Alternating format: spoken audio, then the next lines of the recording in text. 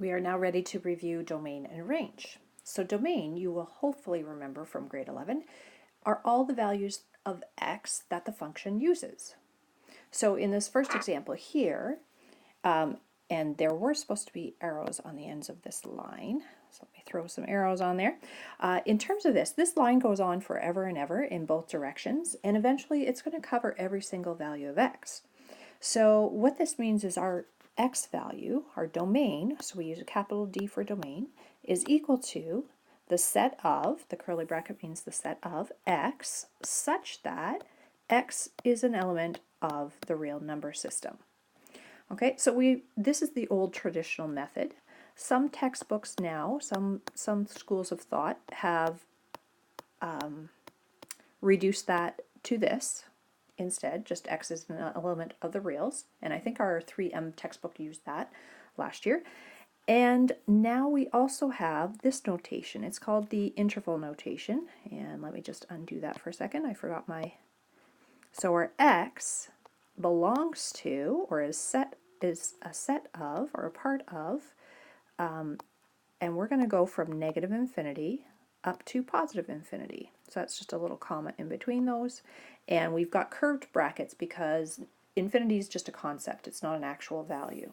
So 3 different ways there that we can express the domain in this particular example. Similarly, the second graph should have had an arrow there on the end.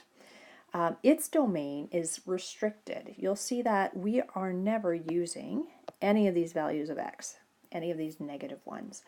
In fact, it looks like it's starting exactly at 0, and there's a closed circle, which means we're including that value.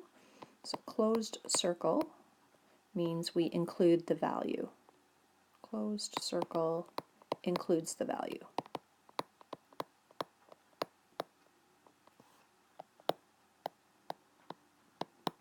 Okay, so our domain here is going to look a little bit different. So it's not all x values. Okay, it could be x such that we're starting at 0, it's equal to 0, but then we're going on to positive infinity. So our x would have to be greater than or equal to 0, and x is an element of the reals. Okay, the traditional old school method. Second way to write that, we could just say x is an element of the reals, and x, or such that, I think we use such that, x is greater than or equal to 0.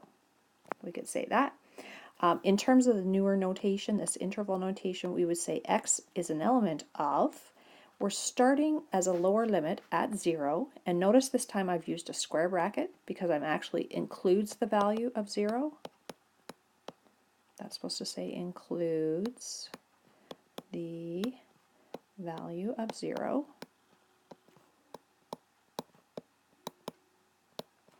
Okay, and then we're going to positive infinity, and again, infinity is a concept, so we used a curved bracket on that one. All right, the last example here, our domain, we have the closed circle here at, negative 3.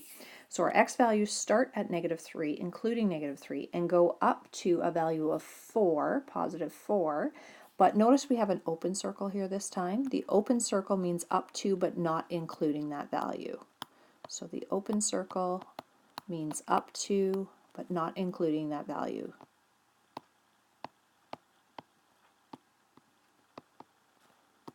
But doesn't include that value. Not including that value.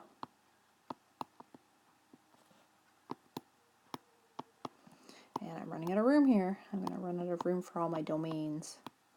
So just pick one of these. You don't have to write all 3 of them. I just happen to be writing all 3 just to show you that there's different ways that people will express the domain, but they all mean the same thing. All right, so x such that. Now we have a lower limit and an upper limit. We always start with the lower limit. So it started at this negative 4 here, or sorry, negative 3. So negative 3 is smaller than, less than, or equal to x, but x has to stay less than 4. And x is an element of the reals. Okay, so that's the old school method.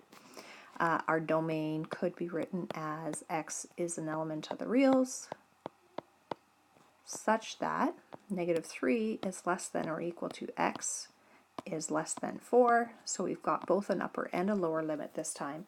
Or if we use the interval notation, x is an element of, we're including the value of -3, so we've got the square bracket there, and then we're stopping at +4, but we're going up to and not including, so we use a curved bracket there. All right, so I'm just going to write in a definition for domain, and then I'll go on to the next slide. Okay, so the domain is just the values of x, or your independent variable, so it might be t for time, that the graph uses. And that was supposed to be that the graph uses, not the graph uses. Let's see if I can edit it. That the graph uses, that's better. All right, and sometimes our graph, like a parabola, might cover x values for -infinity up to +infinity, but because of the scenario, maybe we're talking about the rocket being shot off the cliff, and time only takes on values from 0 and above, we would restrict our domain in that case. So it's also context based. Moving on to the next slide here. The range then is all the values of y that the graph is covering. All right, so I'll give you a chance. The range works very similar here. I'm just going to put the video on pause while I jot in a definition for this, and then you can also get caught up. Okay, so the range are the values of y, or the dependent variable, like h for height, that the graph uses, or f as in f at x. All right, the first graph here, again, it's that line. It's covering all values. So instead of D for domain, we're going to use R for range. Old school would be Y, such that Y is an element of the reals. Newer school, they just write Y is an element of the reals. The real number system, remember the real number system is for continuous data that we're not leaving any values out, we're including it all.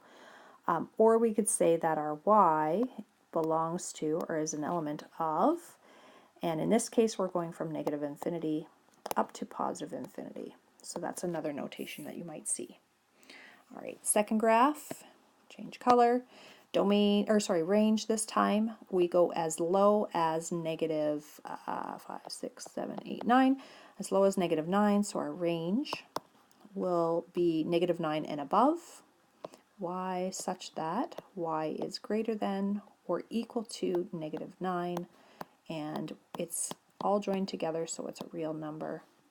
Or we could say the range is equal to y is an element of the reals such that y is greater than or equal to -9.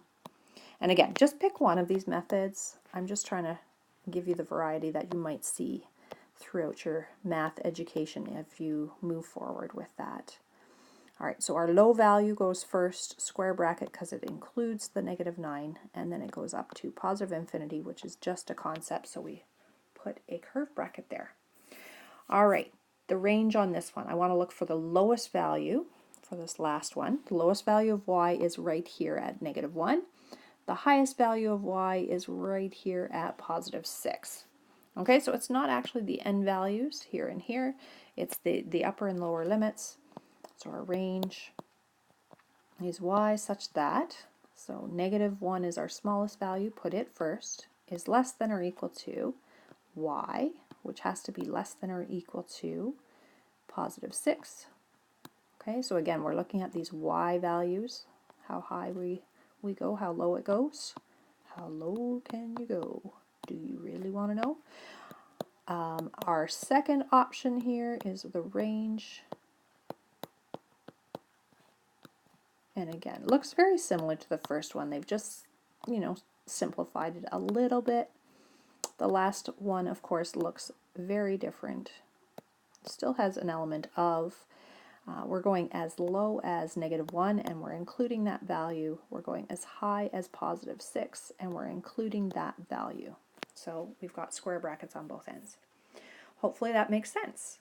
Why don't you go ahead and try the next page, see how you do on that, and then we can take that up.